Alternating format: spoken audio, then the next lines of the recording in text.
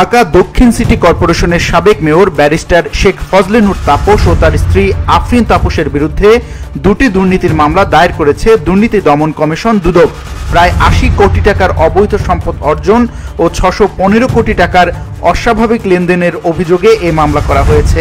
রোববার দুদকের ঢাকা সমন্বিত জেলা কার্যালয়ে দুদকের উপপরিচালক মনিরুল ইসলাম বাদী হয়ে মামলা দুটি দায়ের করেন। বিষয়টি নিশ্চিত করেছেন দুদকের মহাপরিচালক মোহাম্মদ আক্তার হোসেন।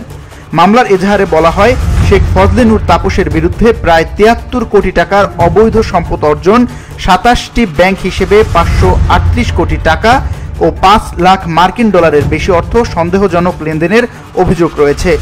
এছাড়া তার স্ত্রী আফরিন তাপসের বিরুদ্ধে ৬ কোটি ৪৩ লাখ টাকার বেশি অবৈধ সম্পদ অর্জন, ৯টি ব্যাংক হিসেবে ৭০ কোটি ৮৯ লাখ ও ৩,৯৫,০০০ মার্কিন ডলারের অস্বাভাবিক লেনদেনের অভিযোগ আনা হয়েছে। অভিযোগ অনুসন্ধানে গত ৩ নভেম্বর হাজির হয়ে বক্তব্য দেওয়ার জন্য সাবেক মেয়র তাপসকে তলব করেছিল দুদক।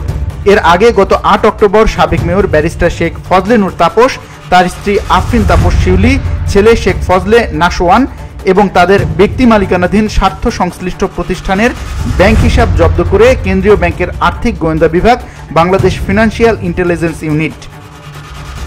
VOD Bangla news desk.